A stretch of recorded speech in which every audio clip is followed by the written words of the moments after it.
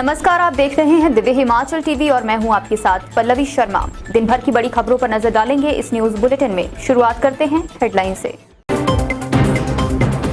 आपकी गारंटी, सत्ता में आने के बाद हिमाचल में हर गांव वार्ड में खोलेंगे मोहल्ला क्लिनिक। चुनावों से पहले एक्शन में हिमाचल कांग्रेस, 7 ब्लॉक कांग्रेस समितियां भंग। आनंद शर्मा की अपील, 5 साल पहले का घोषणा पत्र निकालें और सरकार से हिसाब मांगे। श्री नैना देवी में श्रद्धालु ने चढ़ाया 1 किलो सोने का हार, कहा दान वो जो पहचान छिपा कर दिया जाए। दुकान में सामान लेने गई नाबालिग से छेड़छाड़, दुकानदार के खिलाफ पोक्सो एक्ट के तहत मामला दर्ज। सफल होंगे मानवीय प्रयास या प्रकृति दिखाएगी रंग, चक्की खड्ड पर बना सड़क पुल भी खतरे में। हिमाचल में 31 अगस्त तक मौसम खराब, 28 अगस्त के लिए येलो अलर्ट। और अब समाचार विस्तार से। प्रदेश में आगामी चुनावों को देखते हुए सभी राजनीतिक दल वोटर्स को लुभाने के लिए नए नए वादे कर रहे हैं। अब आम आदमी पार्टी ने प्रदेश में बेहतर स्वास्थ्य सुविधाएं उपलब्ध करवाने का दावा किया है। ऊना में आयोजित कार्यक्रम के दौरान दिल्ली के उप मुख्यमंत्री मनीष सिसोदिया ने दिल्ली की तर्ज पर प्रदेश में भी मोहल्ला क्लिनिक खोलने का ऐलान किया है। आम आदमी पार्टी ने हिमाचल प्रदेश में सत्ता में आने पर दिल्ली व पंजाब की तर्ज पर हर गांव व वार्ड में मोहल्ला क्लिनिक खोलने का ऐलान किया है। ऊना जिला के झुलेड़ा कपिला फार्म में आयोजित कार्यक्रम में दिल्ली के उप मुख्यमंत्री मनीष सिसोदिया ने कहा कि हिमाचल की जनता के लिए स्वास्थ्य गारंटी योजना की घोषणा की। हिमाचल प्रदेश में शिक्षा के बाद आपकी यह दूसरी बड़ी चुनावी घोषणा प्रदेश की जनता के लिए है। इसके साथ ही आपने प्रदेश में शहीद होने वाले सैनिकों के परिवारों को 1-1 करोड़ रुपए सम्मान सहायता राशि देने का भी ऐलान किया। मनीष सिसोदिया ने कहा कि प्रदेश की जनता इस बार विधानसभा चुनावों में झाड़ू का बटन दबाए और प्रदेश में आम आदमी पार्टी की सरकार गठित करने में सहयोग करे। आम आदमी पार्टी प्रदेश की जनता के लिए मुफ्त व शानदार इलाज की व्यवस्था करेगी। स्वास्थ्य गारंटी के तहत प्रदेश की जनता को दिल्ली व पंजाब की तर्ज पर सभी दवाइयां, टेस्ट, ऑपरेशन मुफ्त किए जाएंगे। हर गांव व वार्ड में मोहल्ला क्लिनिक खोले जाएंगे। वहीं पंजाब के मुख्यमंत्री भगवंत मान ने मोदी सरकार पर जमकर हमला बोला। उन्होंने कहा कि प्रधानमंत्री नरेंद्र मोदी आपके शिक्षा मॉडल व मोहल्ला क्लिनिकों को फ्री रेवड़ियां बांटने की संख्या दे रहे हैं, जबकि उनका हर व्यक्ति के खाते में 15 लाख रुपए वाला पापड़ अब कहां गायब हो गया है। आगामी विधानसभा चुनावों के पहले कांग्रेस एक्शन मोड में आ गई है। प्रदेश कांग्रेस ने 7 ब्लॉक कांग्रेस कमेटियों को भंग कर दिया है। प्रदेश प्रभारी राजीव शुक्ला के निर्देशानुसार राज्य कांग्रेस कमेटी अध्यक्ष प्रतिभा सिंह की तरफ से विभिन्न ब्लॉक कांग्रेस को तत्काल प्रभाव से भंग किया गया है। हिमाचल प्रदेश में आगामी विधानसभा चुनावों के मद्देनजर प्रदेश कांग्रेस ने बड़ा कदम उठाया है। पार्टी मामलों के प्रभारी राजीव शुक्ला के निर्देशानुसार हिमाचल प्रदेश कांग्रेस कमेटी के अध्यक्ष प्रतिभा सिंह ने 7 ब्लॉक कांग्रेस कमेटियों को भंग किया है। यह फैसला तत्काल प्रभाव से लागू होगा। जिन ब्लॉक कांग्रेस कमेटियों को भंग किया गया है उनमें block Congress Kasauli, block Congress Hamirpur, block Congress Kangra, block Congress सुला, ब्लॉक कांग्रेस पच्छाद, ब्लॉक कांग्रेस जोगिंद्रनगर और ब्लॉक कांग्रेस सरकाघाट के नाम शामिल हैं। पूर्व सांसद आनंद शर्मा ने हिमाचल आने के बाद प्रदेश की सियासत को नए मोड़ पर ला दिया है। कांग्रेस के वरिष्ठ नेता का कहना है अब चुनावी मौसम में भाजपा सरकार से हिसाब मांगने का वक्त आ गया है। भाजपा ने जनता से जो जो वादे किए थे अब उन सब पर बात होनी चाहिए। पूर्व सांसद आनंद शर्मा ने कहा है कि हिमाचल वासियों को 5 साल पहले का घोषणा पत्र निकालना होगा। इस घोषणा पत्र में जो बातें शामिल थी अब उनका हिसाब मांगने का वक्त आ गया है। जो वादे सत्ता में आने के लिए राज्य सरकार ने किए थे उनमें से कितने पूरे हुए और कितने अधूरे हैं, इसका हिसाब मांगना जनता का अधिकार है। आनंद शर्मा गुरुवार को शिमला में मीडिया से बातचीत कर रहे थे। इस मौके पर उन्होंने कहा कि वह हिमाचल में पैदा हुए, यहीं पढ़े और वकालत शुरू की, लेकिन पूर्व प्रधानमंत्री इंदिरा गांधी की वजह से वह दिल्ली गए और वहां रहकर कांग्रेस पार्टी के लिए काम किया।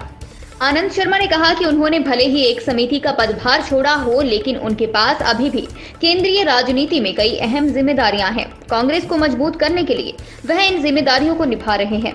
पूर्व सांसद आनंद शर्मा ने कहा कि हिमाचल विधानसभा चुनाव में योग्यता ही उम्मीदवार की पहली प्राथमिकता होगी। भले ही माहौल सत्ता पक्ष के विपरीत बना हुआ है, लेकिन फिर भी पार्टी को गंभीरता और आत्मविश्वास दिखाना होगा।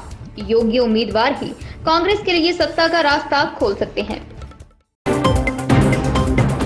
हिमाचल के देवी देवताओं के प्रति लोगों की अपार श्रद्धा है, जिसके उदाहरण हमें समय समय पर देखने को भी मिलते हैं। अब एक ऐसे ही मामले में श्रद्धालुओं ने माता श्री नैना देवी के मंदिर में 1 किलो सोने का हार चढ़ाया है। इससे भी खास बात यह है, श्रद्धालुओं ने अपना नाम नहीं बताया है। जहां सोशल मीडिया के इस दौर में लोग फेम के चक्कर में दान करते वक्त फोटो लेना नहीं भूलते, वहीं इस महादानवीर ने मां के चरणों में सोने का हार चढ़ाया। नाम बताने की बात पर उन्होंने कहा, वह दान ही क्या जो प्रसिद्धि पाने के लिए किया जाए। विस्तार से देखें ये खबर। उत्तरी भारत के प्रसिद्ध तीर्थ स्थल एवं मंदिर श्री नैना देवी जी के चरणों में आज एक अज्ञात श्रद्धालु ने 1 किलो सोने का हार अर्पित कर अपनी श्रद्धा की मिसाल पेश की। श्री नैना देवी में वैसे तो हर साल श्रद्धालु माता के चरणों में सोना चांदी अर्पित करते रहते हैं, परंतु 1 किलो सोने का हार शायद पहली बार ही माता के चरणों में किसी श्रद्धालु ने अर्पित किया है। आज जब श्रद्धालुओं ने माता के चरणों में अपनी हाजिरी दी और कहा कि माता का आशीर्वाद उन पर हमेशा बना रहा तथा जो उन्होंने मां से मन्नत मांगी थी वह पूरी होने के बाद उन्होंने आज माता के चरणों में 1 किलो सोने का हार अर्पित किया है। इससे पूर्व पुजारी सचिन कुमार ने हार की विधिवत पूजा करवाई और बाद में हार मंदिर न्यास को समर्पित कर दिया।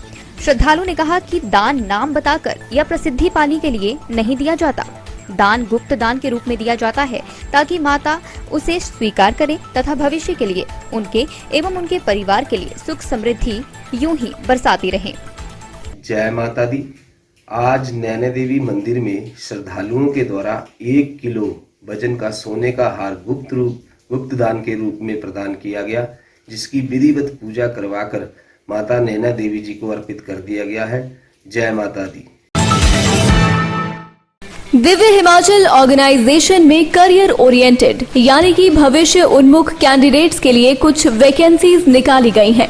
पोजीशंस हैं manager, senior executive, assistant manager, deputy manager और एग्जीक्यूटिव इन सर्कुलेशन डिपार्टमेंट। हमें तलाश है कुछ टैलेंटेड और हार्ड वर्किंग कैंडिडेट्स की। एम्प्लॉय को यहाँ अच्छा वातावरण, एक्सपोजर, लर्निंग और एक अच्छा पैकेज दिया जाएगा। इंटरेस्टेड कैंडिडेट्स आज ही अपना CV मेल करें jobs@divyahimachal.com पर या कांटेक्ट करें सर्कुलेशन हेड दिव्य हिमाचल से 9318049241 इस नंबर के माध्यम से। दुकान में सामान लेने गई एक नाबालिग के साथ दुकानदार ने छेड़छाड़ की वारदात को अंजाम दिया है। जब पीड़ित नाबालिग का पिता दुकान पहुंचा तो दुकानदार उसे भी धमकाने लगा। अब पुलिस ने पीड़ित परिवार की शिकायत के आधार पर आरोपी दुकानदार के खिलाफ पोक्सो एक्ट के तहत मामला दर्ज कर लिया है। देखें कहां का है मामला। पुलिस थाना जवाली में 16 वर्षीय नाबालिग से छेड़छाड़ करने का मामला उजागर हुआ है। प्राप्त जानकारी के अनुसार नाबालिग लड़की के माता पिता ने दरकाटी निवासी दुकानदार के खिलाफ पुलिस थाना जवाली में शिकायत दर्ज करवाई है।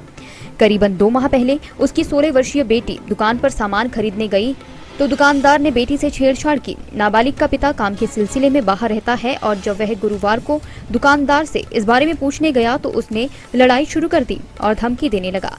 ASP नूरपुर सुरेंद्र शर्मा ने पुष्टि करते हुए कहा कि पुलिस थाना जवाली में आरोपी के खिलाफ पोक्सो एक्ट के तहत मामला दर्ज हुआ है। पुलिस जांच कर रही है। चक्की रेलवे पुल के ध्वस्त होने के बाद अब सड़क पुल पर भी खतरा मंडरा रहा है। ऐसे में खतरे को भांपते हुए बुधवार रात से ही यहां सड़क यातायात के लिए बंद है। अगर प्रदेश के ऊपरी हिस्सों में भारी बारिशें हुई तो यहाँ खतरा और बढ़ सकता है। अब NHAI चक्की खड्ड के पानी के बहाव मोड़ने का प्रयास कर रही है, जिसके लिए वहाँ भारी संख्या में मशीनरी लगाई गई है। अब देखना यह है कि मानवीय प्रयास रंग लाते हैं या प्रकृति अपना रंग दिखाएगी। उपमंडल नूरपुर के तहत पड़ते क्षेत्र में चक्की खड्ड पर बने महत्वपूर्ण सड़क पुल पर अब खतरे के बादल मंडराने लगे हैं, जिस कारण इस पुल को बचाने के लिए NHAI ने भी भरसक प्रयास शुरू कर दिए हैं। फिलहाल पानी की मार को देखते हुए इस पुल से बुधवार रात को यातायात रोक लिया गया है और इस पुल के नीचे से बह रहे चक्की खड्ड के पानी को अपस्ट्रीम से डाइवर्ट करने के लिए दिन रात जोरदार प्रयास किए जा रहे हैं। दरअसल चक्की खड्ड का रुख बदलने के कारण पिलर बेड लेवल से लगभग 7 मीटर तक बाहर आ गए और इन पर खतरे के बादल मंडरा रहे हैं। इसी के साथ चक्की खड्ड का रुख बदलने के कारण व बाढ़ आने के चलते रेलवे पुल के आगे चक्की में गहरी खाई बन गई है, जिससे पानी बह रहा है। चक्की खड्ड में तेज बाढ़ के बहाव में रेलवे पुल बहने के बाद अब यह खाई भूमि कटाव के कारण सड़क पुल की तरफ बढ़ रही है, जिसका फासला पुल से कुछ ही मीटर दूर रह गया है। अब मानवीय प्रयास कामयाब रहते हैं या प्रकृति अपना रंग दिखाती है, ये तो आने वाला वक्त ही बताएगा। लेकिन पानी की मार के आगे यह पुल संकट में आ गया है, जिसका असर दोनों राज्यों के आने जाने वाले लोगों पर हो रहा है।